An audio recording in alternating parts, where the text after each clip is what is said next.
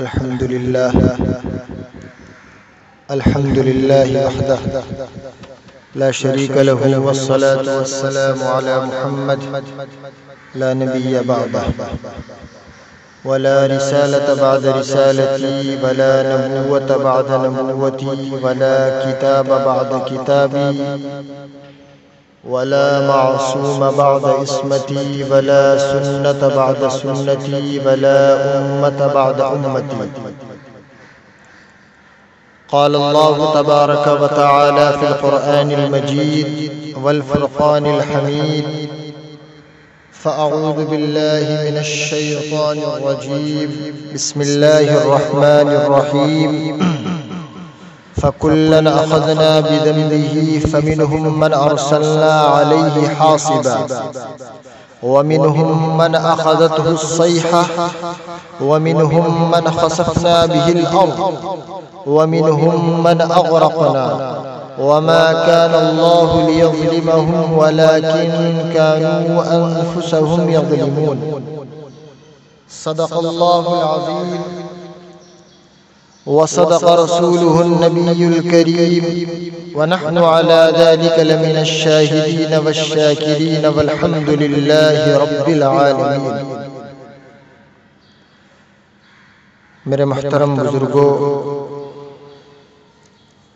دینی اور ایمانی بھائیوں، پس پردہ میری آواز کو سننے والی میری ماؤں بہنوں،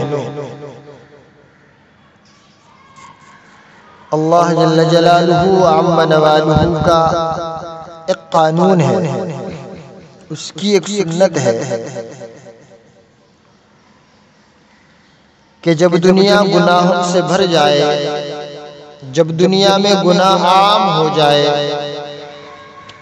جب لوگ اللہ جل جلالہ عم نوالہ کی نافرمانی کھلم کھلا کرنے لگے، جب لوگ اپنے مالک حقیقی کو نہ پہچانے، اس کے حکموں کو توڑنے لگے، ظلم اور زیادتی کا ہر گلی ہر محلے میں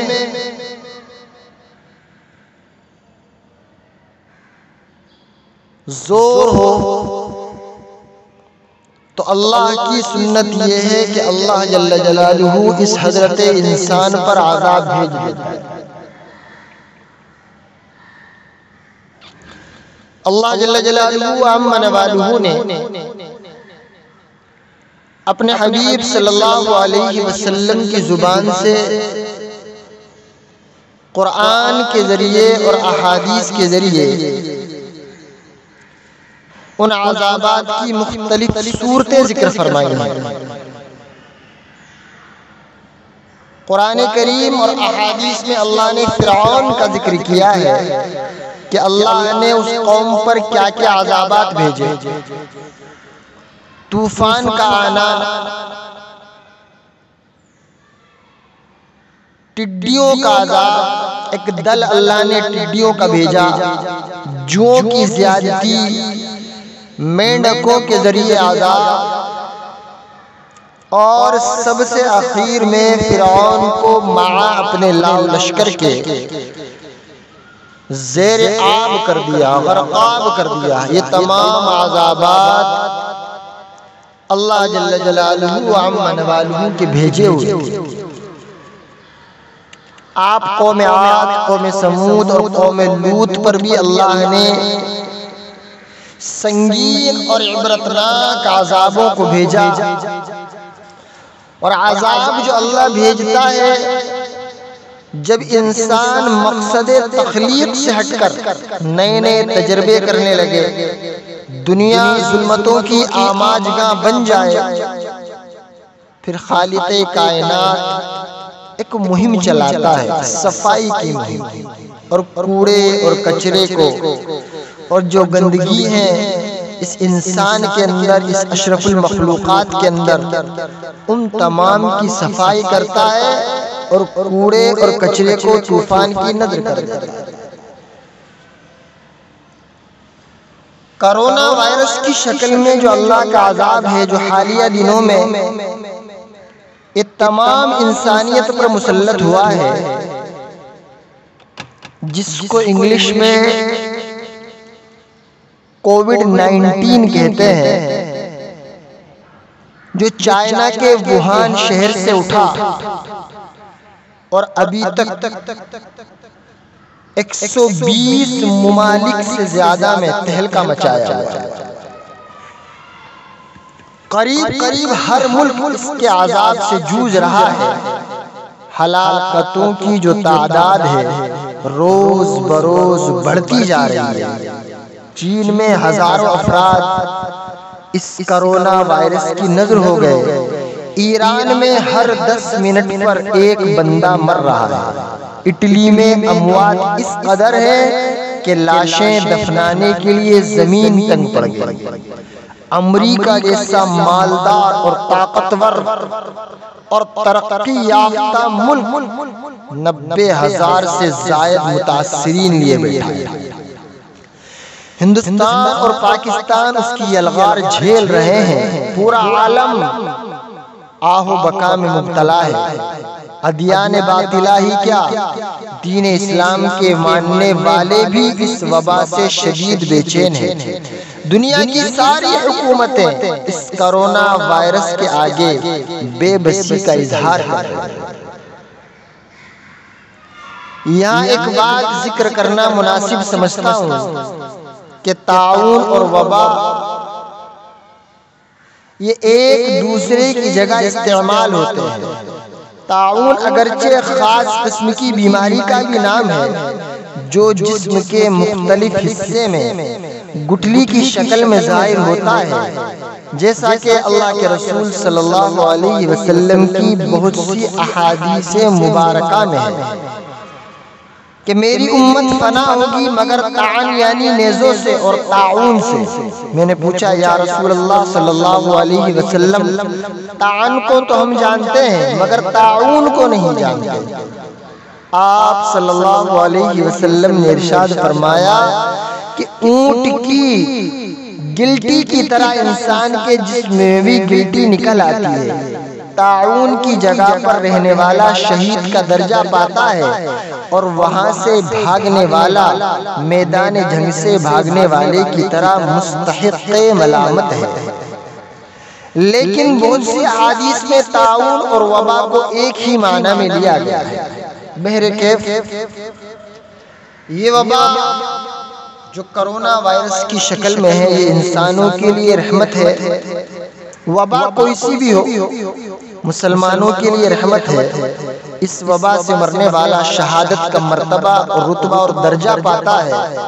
سیدنا انس بن مالک رضی اللہ تعالی عنہ سے منقول ہے کہ نبی کریم صلی اللہ علیہ وسلم نے ارشاد فرمایا، اور بھی بہت سے صحابہ سے عائشہ رضی اللہ تعالی عنہ اور حضرت عبداللہ ابن مسعود رضی اللہ عنہ سے بھی بہت سی احادیث وبا کے تعلق سے کہ وبا میں مرنے والا شہادت کا مرتبہ پاتا ہے۔ آپ حضرات صحابہ اکرام سے احادیث مروی ہیں۔ ام المؤمنین عائشہ رضی اللہ تعالی عنہ نے نبی کریم صلی اللہ علیہ وسلم سے پوچھا کہ طاعون کیا چیز ہے؟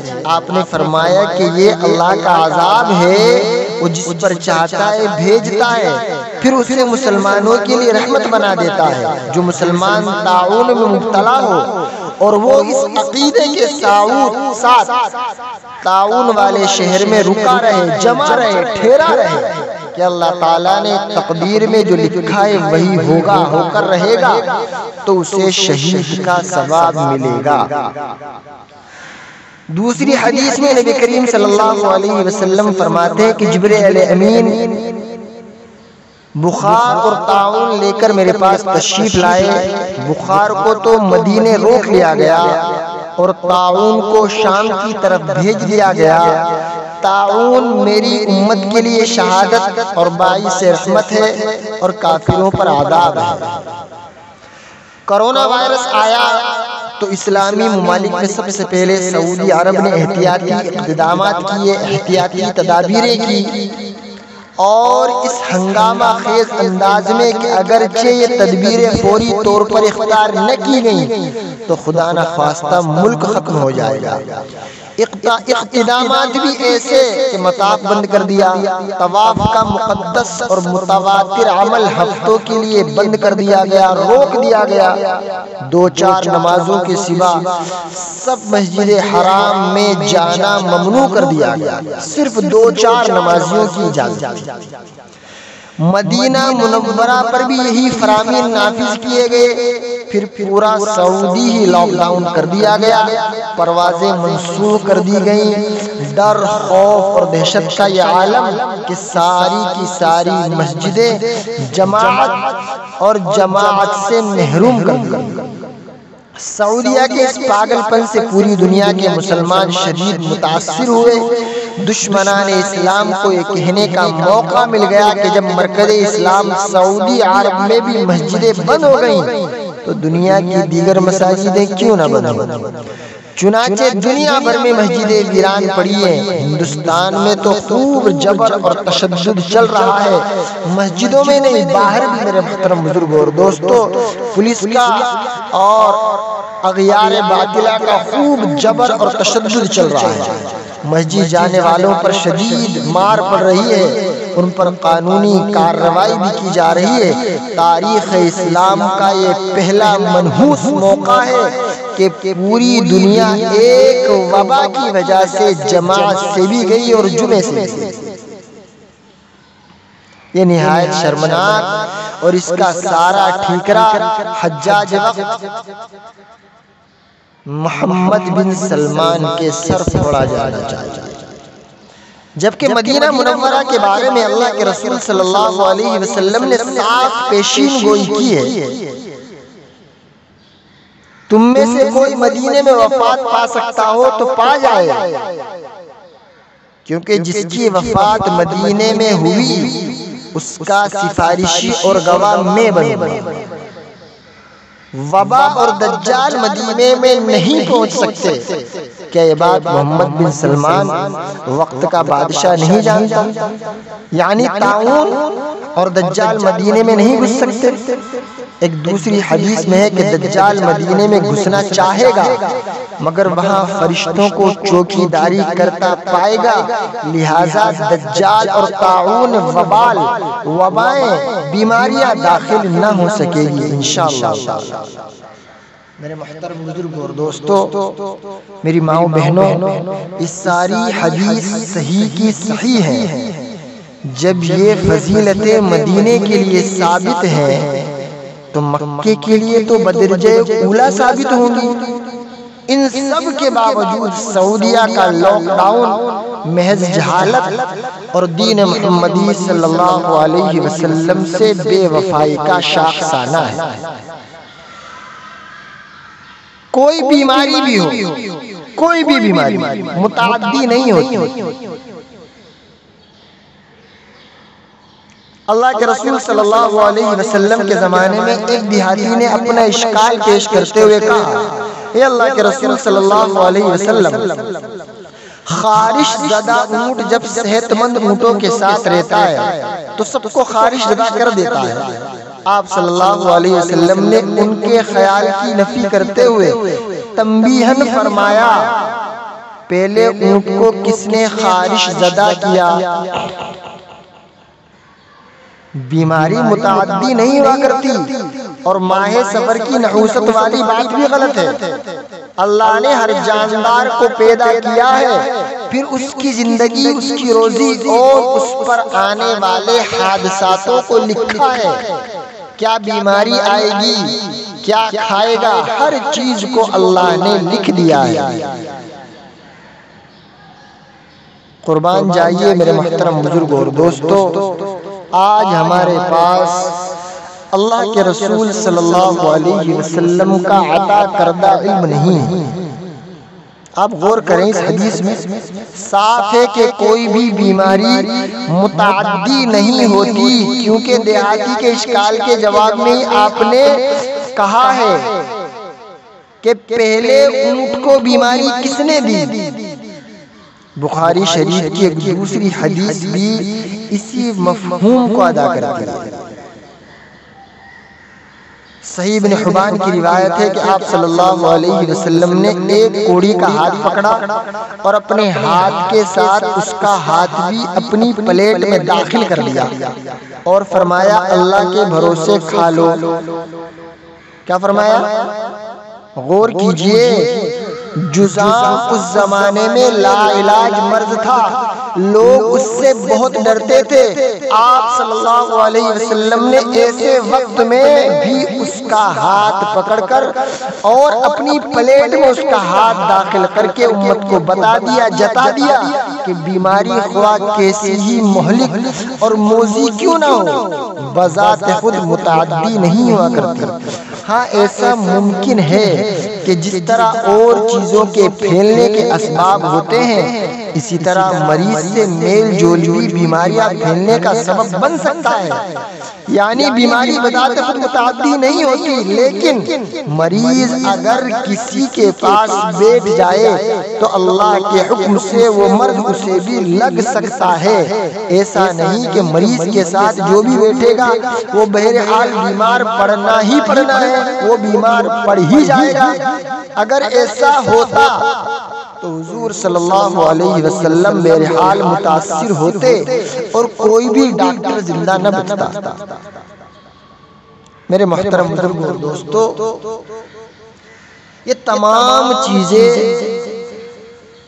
احتیاطی تدابیر کے طور پر ہے، اور وہ جو حدیث آپ بیان کرتے ہیں، جو کہتے ہیں، وہ بھی اللہ کے رسول صلی اللہ علیہ وسلم کے جو فرمان ہیں، وہ ساری احادیث ہیں، وہ احتیاطی تدابیر کے طور پر ہیں۔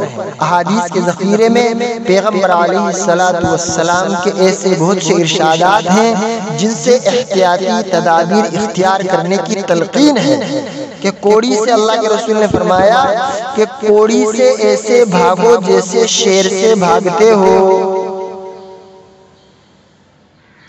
ایک جگہ اللہ کے رسول نے فرمایا کہ کوڑی سے بات کرتے وقت 1-2 نیزے کا فاصلہ رکھا کرو۔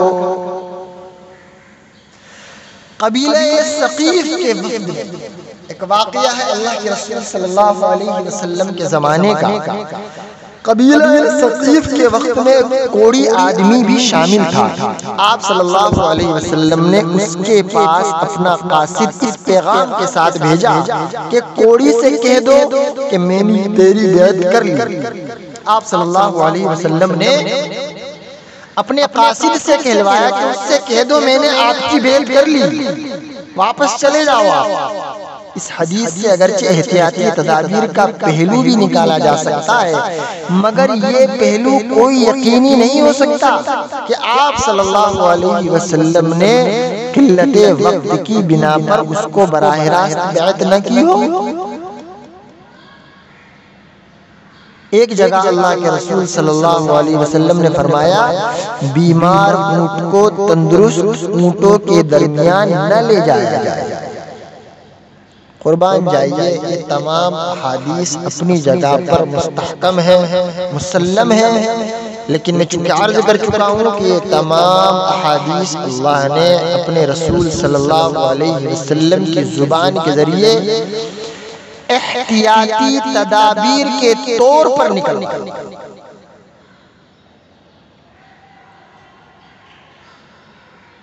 میرے محترم بزرگوں اور دوستو، غزوہ تبوک کے موقع پر آپ صلی اللہ علیہ وسلم نے فرمایا جب کسی سرزمین پر طاعون نازل ہو اور تم وہاں رہتے ہو، آپ وہاں قیام پذیر ہو تو وہاں سے کوچ نہ کرو، اور اگر ایسی کوئی وبا نازل ہو تو وہاں جایا نہ کرو۔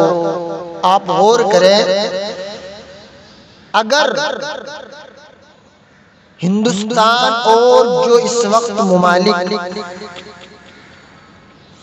اس کرونا وائرس کی زد میں ہیں، بہت سے ممالک بہت زیادہ پریشان ہیں، اللہ کے رسول صلی اللہ علیہ وسلم کی اس حدیث مبارکہ پر اگر عمل کیا جاتا کہ ووہان شہر چائنا چین جہاں سے متعدی یہ کرونا وائرس جیسا مہلک مرض پھیلا ہے، اگر وہاں اللہ کے رسول نے جو فرمایا کہ اگر تم وہاں ہو تو وہاں سے نہ نکلو، کوچ نہ کرو،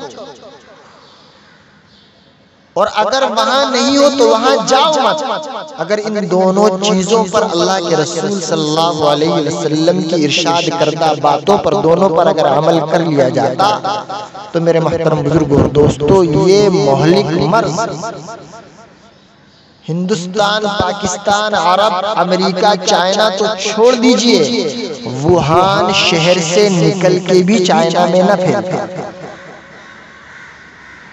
اور ایک بات، کرونا وائرس کے بعد کچھ لوگوں نے یہ احتیاطی تدابیر کی جو اللہ کے رسول صلی اللہ علیہ وسلم کی ارشاد کردہ احادیث ہیں، ان احادیث کی اتنی رٹ لگائی کہ اس تمام چیزوں کو سن کے اس بیماری کا متعدی ہونا سمجھ میں آتا ہے۔ حیرت اس پر ہے کہ بہت سے علماء تو باقاعدہ بیماری کے تعدیے کے قائل بھی ہیں، جبکہ ایسا نہیں ہے۔ عالم یہ ہے کہ عملاً صحت مند انسان کو بھی مریض مان لیا گیا ہے، اور اس کے ساتھ مریضوں جیسا فاصلہ بنایا جا رہا ہے، مصافحہ جیسی سنت سے بھی منع کیا جا رہا ہے۔ سعودی عرب کے فیصلے کی ہی سارے کے سارے لوگ حمایت کر رہے ہیں، لوگوں میں خوف ہے، ہراس ہے، اور خوف مسلسل پھیلایا جا رہا ہے۔ جمعہ اور جماعت کے خلاف تحریریں لکھی جا رہی ہیں، ہمارے لوگوں نے مسجدوں کو بند کر دیا اور ان کے بند کرنے کے خلاف سب آگے ہیں، اور سب مسجدوں میں تالا ڈالنے کی باتیں کر رہے ہیں۔ میرے محترم بزرگوں اور دوستوں، میرا ناقص علم تو یہی کہتا ہے کہ طریقہ غلط، امت کو صحیح معلومات دی جانی چاہیے۔ احتیاطی تدابیر کے نام پر عقیدہ بگاڑنا ہرگز مناسب نہیں۔ اللہ سے دعا کریں میرے محترم بزرگوں اور دوستو، اللہ مجھے بھی اور آپ کو صحیح سمجھ عطا فرمائے، قرآن اور احادیث کا صحیح علم عطا فرمائے، اور جان کر صحیح علماء کے ذریعے اللہ کا حکم اور رسول اللہ صلی اللہ علیہ وسلم کے طریقے پر عمل پیرا ہونے والا بنائے۔ آمین ثم آمین، وآخر دعوانا الحمدللہ رب العالمین۔